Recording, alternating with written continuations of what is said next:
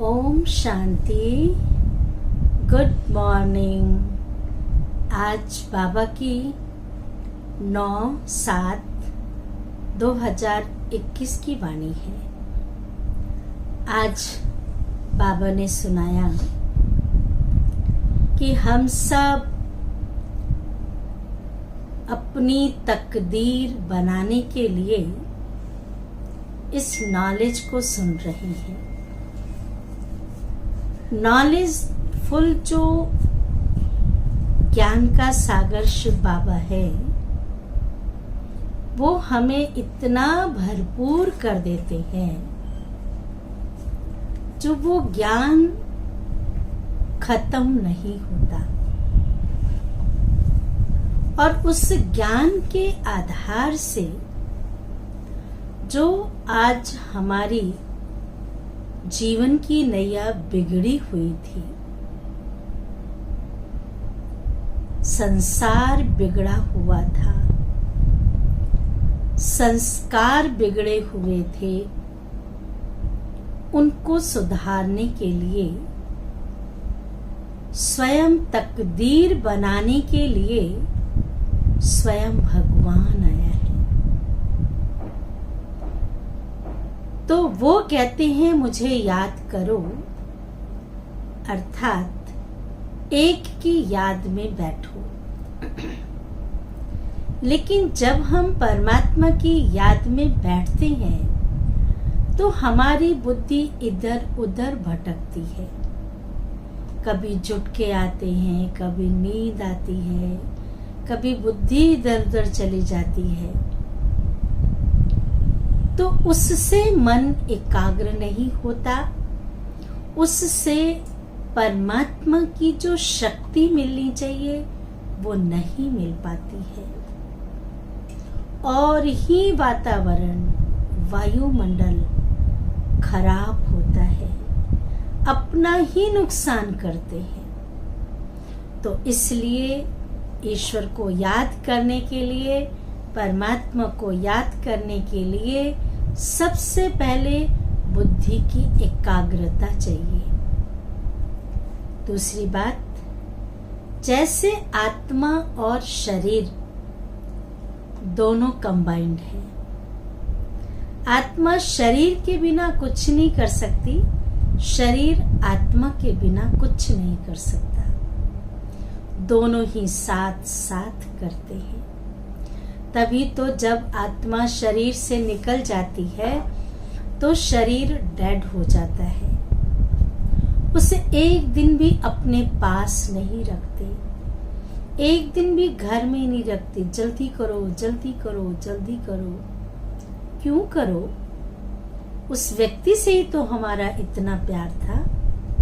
अब कौन सी चीज निकल गई जिससे हमारा प्यार खत्म हो गया? वो है आत्मा। आत्मा जब तक शरीर में है, शरीर की वैल्यू है। और आत्मा को शरीर ना मिले तो उसको लोगों ने अकाले मृत्यु हो गई। तो आत्मा को शरीर ना होने के कारण उसको कहते हैं इविल सोल। आत्मा भटक रही है। उसी प्रकार से शिव और शक्ति, परमात्मा के साथ जो शिव है उसके साथ हम शक्तियां जुड़ी हुई हैं, उनसे अलग नहीं है। शिव को साथ रख करके जब शक्तियां कार्य करती है तो सारे जो असुर अर्थात आसुरी वृत्तियां हैं वो सब खत्म हो जाएंगी। तो भी हम सुनते हैं बाबा की वाणी। सार है मीठे बच्चे, तुम्हारी बिगड़ी को सुधारने वाला अर्थात तकदीर बनाने वाला,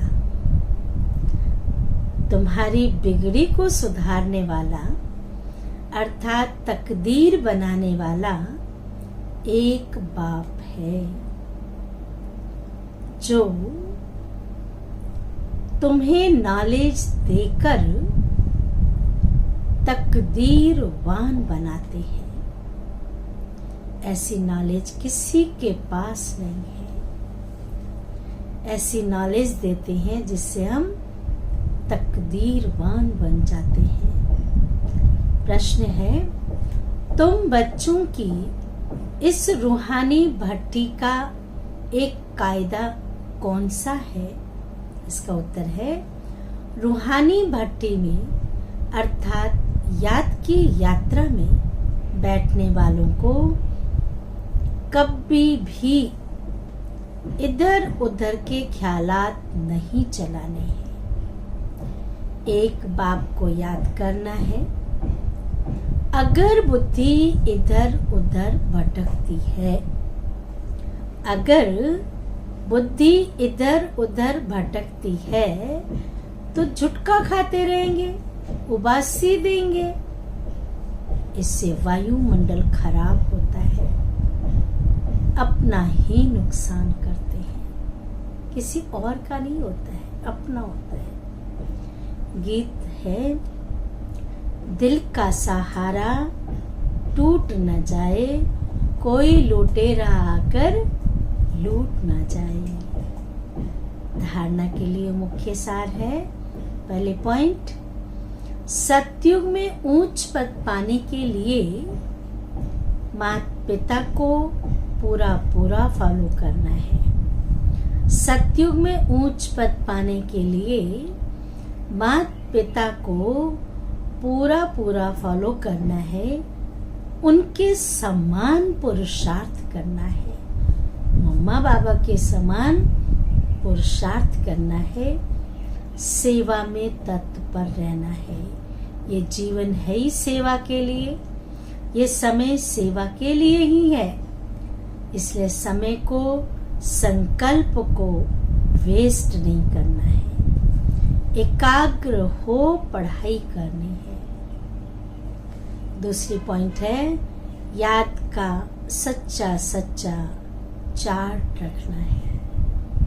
कितना सारे दिन का मिला करके बाबा को याद किया, कितना घंटा याद किया। अपने को आत्मा समझ बाप को याद करना है, देह व देहधारियों को याद नहीं करना है। वरदान है, सदा साथीपन की स्मृति, सदा साथीपन की, परमात्मा को साथी बनाए। अर्जुन ने कृष्ण को दोस्त बनाया था। साथीपन की स्मृति और साक्षी स्टेज का अनुभव करने वाले शिवमयी शक्ति स्वरूप कंबाइंड भव। विस्तार है, जैसे आत्मा और शरीर दोनों का साथ है, आत्मा और शरीर दोनों का साथ है। जब तक इस सृष्टि पर पार्ट है, तब तक, जब तक इस सृष्टि पर पार्ट है, तब तक अलग नहीं हो सकते।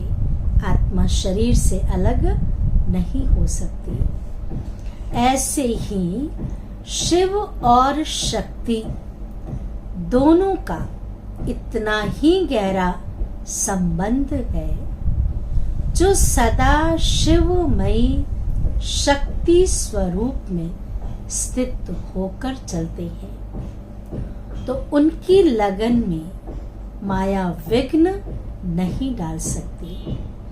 वे सदा साथीपन का और साक्षी स्टेज का अनुभव करते हैं। ऐसे अनुभव होता है जैसे कोई साकार में साथ हो। इतना नजदीकी का अनुभव होता कि जैसे सन्मुख परमात्मा हमारे साथ हो, कोई व्यक्ति हमारे साथ होता है, ऐसे प्रभु का प्यार, प्रभु का साथ अनुभव होता है।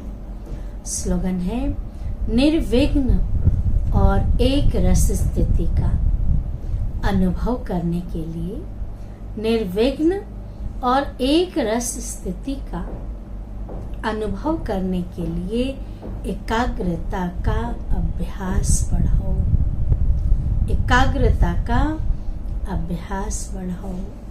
अच्छा, ओम शांति, ओम शांति, ओम शांति।